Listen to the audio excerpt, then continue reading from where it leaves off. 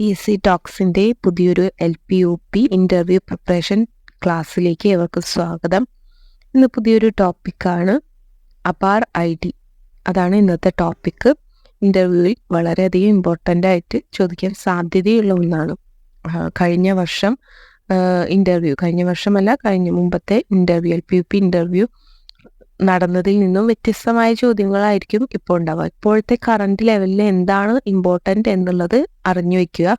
കഴിഞ്ഞ വർഷത്തെ ഇൻ്റർവ്യൂകൾ നമ്മൾ റെഫർ ചെയ്ത് ഏത് മോഡലാണ് ക്വസ്റ്റ്യൻസ് എന്ന് അറിയാമെങ്കിൽ പോലും ഇന്നത്തെ കറണ്ട് ലെവൽ എഡ്യൂക്കേഷനിൽ എന്തെല്ലാം ഇമ്പോർട്ടൻ്റ് ആണ് എന്ന് അറിഞ്ഞുകൊണ്ടുള്ളൊരു വീഡിയോ ആണ് ഇപ്പോൾ ഞാൻ ഉൾപ്പെടുത്താൻ ഉദ്ദേശിച്ചത്.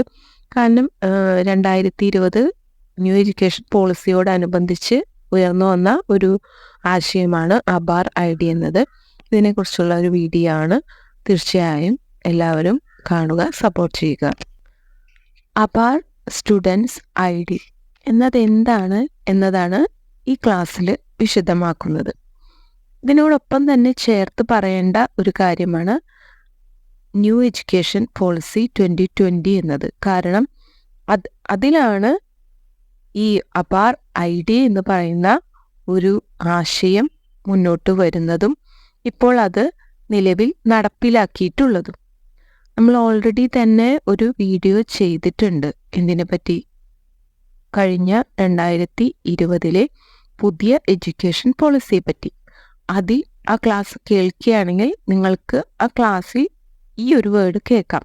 അപാർ ID എന്ന് പറയുന്ന ഒരു മുന്നോട്ട് വെച്ചിട്ടുള്ള അവരുടെ ആശയങ്ങളിൽ പ്രധാനപ്പെട്ട ഒന്നായിട്ട് അപാർ ID ഞാൻ അവിടെ പറയുന്നുണ്ട്. അതെന്താണ് എന്നുള്ളത് വളരെ വിശദമായിട്ടൊന്നും അതിൽ പറയുന്നില്ല. കാരണം അതിൽ എന്തൊക്കെയാണ് ആ കമ്മീഷൻ മുന്നോട്ട് വെച്ചത് എന്ന് പറയുന്നതിൽ ഒരുപാട് കാര്യങ്ങളുണ്ട്. അതിലൊന്നു മാത്രമാണ് ഈ അപാർ ID എന്നത്. എന്നാൽ ഇതിനെക്കുറിച്ച് ഈ ഒരു അപാർ സ്റ്റുഡൻസ് IDയെ പറ്റി കൂടുതൽ നമ്മൾ അറിയേണ്ടതുണ്ട്. കാരണം ഇൻ്റർവ്യൂവിൽ തീർച്ചയായിട്ടും ചോദിക്കാവുന്ന ഒന്നാണ്. കാരണം എല്ലാ കുട്ടികൾക്കും അപാർ ID വേണമെന്നാണ് ന്യൂ എഡ്യൂക്കേഷൻ പോളിസിയിൽ പറഞ്ഞിരിക്കുന്നത്. അതുകൊണ്ട് തന്നെ എന്താണ് അപാർ ID എന്നും എന്താണ് അതിൻ്റെ ഇമ്പോർട്ടൻസ് എന്നുമെല്ലാം ഈ ഒരു വീഡിയോയിൽ വ്യക്തമാക്കുന്നുണ്ട്. ഓരോ വിദ്യാർത്ഥിക്കും സ്ഥിരമായിട്ട് ഉപയോഗിക്കാവുന്ന 12 അക്ക തിരിച്ചറിയൽ ID ആണ് അപാർ ID എന്നത്. അപാർ എന്നതിൻ്റെ full form automated permanent academic account registry എന്നാണ്. ജീവിതകാലം മുഴുവൻ ഇത് ഉപയോഗിക്കാൻ സാധിക്കും. ഈ ഒരു ID ഉപയോഗിക്കാൻ സാധിക്കും. വിദ്യാർത്ഥിയുടെയും അക്കാദമിക ജീവിതത്തിലെ സമസ്ത കാര്യങ്ങളും ഈ ഒരു IDയിലൂടെ അറിയാം. പഠന വഴിയിലൂടെയുള്ള യാത്ര സുഗമമാക്കാനും ഈ ഒരു ID കുട്ടികൾക്ക് ഉപകരിക്കും. 30 കോടിയിലേറെ അപാർ ID ഇന്ന് എടുത്തിട്ടുണ്ട്. പല സ്കൂളുകളും ഈ അപാർ ID എന്ന് പറയുന്ന ഒരു സംഭവം നടപ്പിലാക്കിയിട്ടുണ്ട്. അതുകൊണ്ട് തന്നെ 30 കോടിയിലേറെ അപാർ ID ഇപ്പോൾ ഓൾറെഡി എടുത്തിട്ടുണ്ട്. അപ്പോൾ ഇതിൽ പരീക്ഷാ ഫലങ്ങൾ, അക്കാദമിക് ബാങ്ക് ക്രെഡിറ്റ്, സ്കോളർഷിപ്പുകൾ, ഇങ്ങനെ വിദ്യാർത്ഥികൾക്ക് ലഭിച്ച എല്ലാ ആനുകൂല്യങ്ങളും എല്ലാം ഡിജിറ്റലായി ശേഖരിച്ചു വയ്ക്കാവുന്ന ഒരു സമഗ്ര റെക്കോർഡാണ് ഈ അപാർ ID എന്ന് പറയുന്നത്. അധികാരപ്പെടുത്തിയവർക്ക് മാത്രം വിവരങ്ങൾ ഇതിലൂടെ അറിയാൻ സാധിക്കും. അതേസമയം രഹസ്യ സ്വഭാവം ഉറപ്പാക്കുകയും ചെയ്യും. അതാണ് ഇതിൽ ഏറ്റവും പ്രധാനപ്പെട്ട ഒരു കാര്യം. എല്ലാവർക്കും ഇത് ആക്സസ് ചെയ്യാൻ പറ്റില്ല. ഇത് ആർക്കാണ് അധികാരപ്പെടുത്തിയിട്ടുള്ളത് അവർക്ക് മാത്രമാണ് ഇതിലൂടെ വിവരങ്ങളെല്ലാം അറിയാൻ സാധിക്കുകയുള്ളൂ. രക്ഷിതാക്കളിൽ നിന്ന് സമ്മതപത്രം വാങ്ങുകയും ചെയ്യും. ഇത് നമ്മൾ ഈ അപാർ ID സ്റ്റാർട്ട് ചെയ്യുന്നതിന് മുമ്പ് രക്ഷിതാക്കളിൽ നിന്നും നമ്മൾ ടീച്ചേഴ്സ് സമ്മതപത്രം വാങ്ങിയതിന് ശേഷം മാത്രമാണ് ഇത് സ്റ്റാർട്ട് ചെയ്യുന്നത്. വിദ്യാർത്ഥിക്ക് ഏത് സ്ഥലത്തു നിന്നും ഏത് നേരത്തും വിവരം അറിയാൻ തക്ക സുതാര്യത ഇതിനുണ്ട്. വിവരങ്ങളെല്ലാം അപ്ഡേറ്റ് ആകുന്നതിനാൽ ഏത് സമയത്തും ഏറ്റവും പുതിയ വിവരങ്ങളാണ് ലഭിക്കുക. പ്രവേശനം, അതുപോലെ പ്രവേശന പരീക്ഷാ ഫലം, ഗ്രേഡുകൾ, പഠന മികവ്, അതുപോലെ തന്നെ പാർശ്വവൽക്കരിക്കപ്പെട്ട വിദ്യാർത്ഥികളുടെ ഒരു കാറ്റഗറി ഉണ്ടല്ലോ, അവരുടെ വിവരങ്ങളും പ്രത്യേകമായിട്ട് ഈ അപാർ വഴി അവർ ഇൻക്ലൂഡ് ചെയ്യുന്നതാണ്. ഇനി മറ്റൊരു കാര്യം എന്നത് അപാർ ID എങ്ങനെ ലഭിക്കുമെന്നുള്ളതാണ്.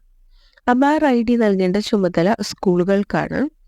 സ്കൂൾ ID ഉണ്ടാക്കാനായിട്ട് ഓൾറെഡി പറഞ്ഞു രക്ഷിതാക്കളിൽ നിന്നും ഒപ്പിട്ട് ഒരു സമ്മതപത്രം വാങ്ങും. ഈ വിദ്യാർത്ഥി ഇപ്പോൾ നമ്മൾ ID ഉണ്ടാക്കുന്ന വിദ്യാർത്ഥി മൈനർ ആണെങ്കിൽ രക്ഷിതാവ് തന്നെ ഹാജരാകേണ്ടതുണ്ട്. കേന്ദ്ര വിദ്യാഭ്യാസ മന്ത്രാലയത്തിലെ സ്കൂൾ വിദ്യാഭ്യാസ വകുപ്പിന്റെ സിസ്റ്റം ഉപയോഗിച്ചാണ് ആധാർ ID നിർമ്മിക്കുന്നത്. അതായത് UDAIS ഉണ്ടല്ലോ, അതിന്റെ സിസ്റ്റം, ആ ഒരു സിസ്റ്റം വെച്ചിട്ടാണ് ഈ ആധാർ ID നിർമ്മിക്കുന്നത്. ഇതിന് വിദ്യാർത്ഥിയുടെ 11 പെൻ നമ്പർ ഉണ്ട്, പെർമനന്റ് എഡ്യൂക്കേഷൻ നമ്പർ 11 അക്കമാണ് അതിനുള്ളത്. അത് ആവശ്യമാണ്. പെൻ സംബന്ധിച്ച വിവരങ്ങൾക്ക് നാഷണൽ ഇൻഫോർമാറ്റിക്സ് സെന്ററിന്റെ സൈറ്റ് പരിശോധിച്ചാൽ നമുക്ക് അതിനെ പറ്റിയുള്ള കാര്യങ്ങൾ അറിയാം. അതിവിടെ അത്ര ഇമ്പോർട്ടൻ്റ് അല്ല. പെൻ നമ്പർ അത്യാവശ്യമാണ്, കുട്ടികളിലെ പെൻ നമ്പർ ആവശ്യമാണ് എന്നുള്ളതാണ് ഇമ്പോർട്ടൻ്റ് ആയിട്ടുള്ള കാര്യം. ഇത് നമ്മൾ ആധാർ ID നിർമ്മിച്ച് കഴിയുന്നതോടെ അത് വിദ്യാർത്ഥിയുടെ ഡിജി ലോക്കർ അക്കൗണ്ടിലേക്ക് അപ്ലോഡ് ചെയ്യേണ്ടത് അത്യാവശ്യമാണ്. ഇതൊക്കെയാണ് ആധാർ ID പറ്റി പ്രത്യേകിച്ച് എടുത്തു പറയുന്ന കാര്യങ്ങൾ. ഇതിൻ്റെ പ്രാധാന്യം ഇപ്പോൾ ഉയർന്നു വരാനുണ്ടായ ഒരു പ്രധാന കാരണം, ഇപ്പോൾ പത്രങ്ങളിലെല്ലാം നിങ്ങൾ വായിച്ച് കാണും, NEET UG ആധാർ ID ആവശ്യമാണ് എന്ന് പറഞ്ഞിട്ട്. NEET UG എക്സാം എഴുതാനായിട്ട് ഇപ്പോൾ ആധാർ ID ഇല്ലാത്ത കുട്ടികൾക്ക് അതിനൊരു അവസരമില്ല എന്ന് തന്നെ പറഞ്ഞുകൊണ്ട് കേന്ദ്ര സർക്കാർ കുറിപ്പ് ഇറക്കിയിട്ടുണ്ട്. അതുകൊണ്ട് തന്നെ ഈ 12 അക്ക തിരിച്ചറിയൽ നമ്പർ, ഈ ID കുട്ടികൾക്ക് വളരെയധികം പ്രാധാന്യം ഉള്ളതാണ്.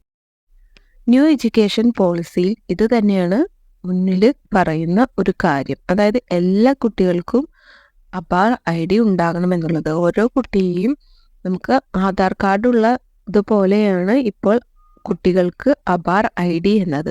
അത് നിലവിൽ വന്നിട്ടും ഒരുപാട് സ്കൂളുകളും നമ്മുടെ നാടുകളിലൊന്നും അത് പ്രാവർത്തികമായി വന്നിട്ടില്ല. എങ്കിൽ പോലും നമ്മുടെ ഇൻ്റർവ്യൂവിൽ ചോദിക്കാൻ സാധ്യതയുള്ള ഒരു ചോദ്യമാണ് എന്താണ് ആധാർ ID എന്നുള്ളത്. കാരണം ടീച്ചറാവാൻ പോകുന്ന എല്ലാവരും അറിഞ്ഞിരിക്കേണ്ട ഒരു കാര്യമാണ്.